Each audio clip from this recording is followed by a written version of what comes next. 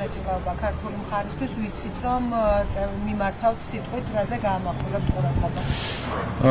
უბრალოდ ყოველისა გვაქვს შესაძლებლობა რომ საპარლამენტო დელეგაციასთან ერთად მონაწილეობა მივიღოთ საპარლამენტო კავშირის 152 სესიაში. ტრადიციულად ჩვენ გვაქვს შესაძლებლობა ხოლმე რომ ერთ ადგილას ნახოთ ბევრი კოლეგა სხვადასხვა ქვეყნიდან, გვექნება ომხრივი შეხვედრებიც პარლამენტის თავმჯდომარეებთან სხვადასხვა ქვეყნიდან და ასევე შესაძლებლობა რომ ასამბლეას მიმართო სიტყვით საუბარი გვექნება იმ გამოწვევებზე, რომელიც თანამედროვე სამყაროში არის, მათ შორის გარეჩარევების და ყველაფრის საქართველოს და როგორ ხედავთ ჩვენ ინტერესების მნიშვნელობას თითოეულ ქვეყნის საშინაო საგარეო პოლიტიკის ჩამოყალიბებაში. აქცენტი შეხვედრაზე ხდებათ როგორც კანდიდატ ქვეყნებთან, ასევე წევრ ქვეყნებთან და აზიის ქვეყნებთან. აქ რაზე იქნება მთავარი აქცენტი თქვენის ქვეყნებთან? უბრალოდ ყოველთვის რა თქმა უნდა ომხრივ ურთიერთობებზე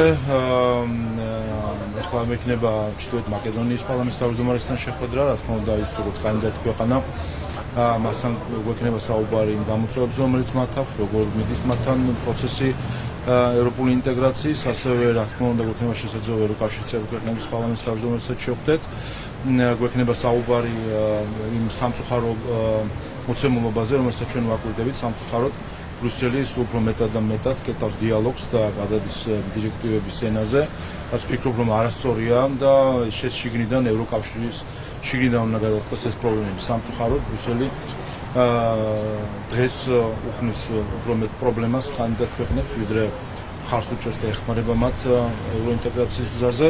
ამ მხრივ პირდაპირ კომუნიკაცია წევრი ქვეყნების პარლამენტებთან ჩვენთვის მნიშვნელოვანია. ასევე შეხვედრა გვექნება ყურის ქვეყნების წარმომადგენლებთან, ემირატების, საუდის არაბეთის პარლამენტის წარმომადგენლებთან და რა თქმა უნდა საუბარი გვექნება ეკონომიკურ ურთიერთობებზე და რეგიონში არსებულ ვითარებაზე. ბატონო, ითხოვთ ოპოზიციასთან დაკავშირებით უნგრეთში განვითარებულ პროცესებს ახალი წარმატების ფორმულირებენ, ამბობენ რომ ისინი აპირებენ მსგავსი სცენარის საფრთხის პროცესების წარმატებას, არ გამორიცხავენ არჩევნებში მონაწილეობას, სადევას და ასე შემდეგ.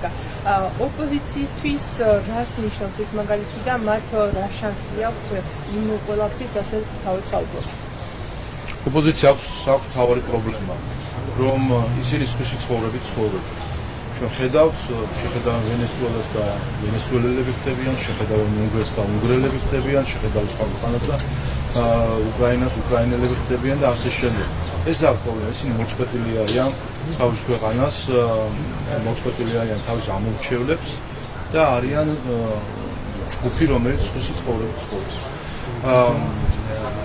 თავი გონიათ კინოში, უყურებენ ყველაფერს, რაც გარეთ ხდება როგორც კინოს და თავს თვლიან ამ კინოს მონაწილეობას და ემოციურადაც ამ ყველაფრის ნაწილია. ხედავთ, ჩვენ ისინი მართლა განიცდიან ემოციურად მონაწილენი არიან ხოლმე იმ პროცესებში, რომელიც სხვა ქვეყანაში ხდება. იმიტომ ეს არის გარკვეული სახის აშლილობა, რომელიც მას ჭერთ იმ მხრივ, რომ მათ წარმოუდგენიათ ხდებიან თანამონაწილეები სხვა მიმდინარე პროცესებისა, ჭრდებიან იმ რეალობას, რომელიც არის და ვერ მიხდენ ამდენი წელია, რომ ეს არ არის ის გზა, რომლითაც ამორჩევლის გულს იგებენ. აქამდე სხვა სამბობდნენ, ბატონო, მათი გზა იყო ლეგიტიმაციის არცნობა, ყველანაირი ბოიკოტი, პროტესტი ხელისუფლების წინააღმდეგ. ამ ყველაფერზე მივიდნენ თავად შეცდომები და იზიარებენ იმას, რაც შეცდომებს დაუშვეს, როცა ბოიკოტი გამოუცხადეს არჩევნებს, არ შემოვიდნენ პარლამენტში, თუ ახლა რატო გადაწყვიტეს ამ ფორმატების გამოყენება? არაფერი არ შეიძლება, ისე უბრალოდ მორიგ სერიას უყურებენ, ამ სერიაში საკითხი ეხება უნგრეთს, სადაც საპარლამენტო არჩევნების გზით ოპოზიციამ გაიმარჯვა. წინა სერიაში ვენესუელაში მოხდა გარეჩარევით პრეზიდენტის გაყვანა ქვეყნის მიღმა და მაშინ იმ სცენარის მომხრეები იყვნენ. უბრალოდ ამ სერიალს უყურებენ, ყველაფერს უყურებენ, ამჯერად არის ეს სეზონი მათთვის სხვაგან სხვა რაღაც მოხდება და შემდეგ ისევე გადაეწყობიან. მათ არანაირი საკუთარი დღის წესრიგი, პოლიტიკა, აზრი, არაფერი არ გააჩნიათ, არიან სხვაზე დამოკიდებული და სხვა საყოველილი ჯგუფი.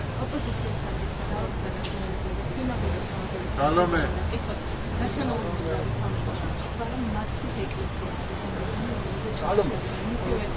ოპოზიციაში ერთობლივად სამართლის პრობლემა და მათ საზოგადოებას უნდა დააჯეროს რომ არ არის მონოპოლი და დამოკიდებულებას აჩვენებს ეკლესიის მიმართ ოპოზიციის ნაციონალ მოძრაობას და დამოკიდებულებაც აქვს ქართული ეკლესიის მიმართ, ამას წლებია ვაგვირდებით ხელისუფლებაში და ისინი თუ ოპოზიციაში ხედავდით თუ რა გაშევების კამპანია თუნდაც პირდაპირ პერსონალურად პატრიარქის წინააღმდეგ, პერსონალურად მოსაყვის წინააღმდეგ, პერსონალურად ცალკეული მეუფეების ეკლესიის წინააღმდეგ, ასე რომ ეს ვიცით რომ მათი დამოკიდებულება და მტრული პოლიტიკა როგორი არის ის რაც ხდებოდა გვარამიას ტელევიზიაში, ის რაც დღეს ხდება სხვა მათ ტელევიზიებში, ეს ამის ყველაზე დიდი დასტურია. ამიტომ ასეთ საუბარი ჩვენ მხოლოდ ერთ მეთოდს გვახსენებს, ეს არის ჩახუტებით დახრჩობა და ამას თუ აპირებენ, არ ვიცი მე რომ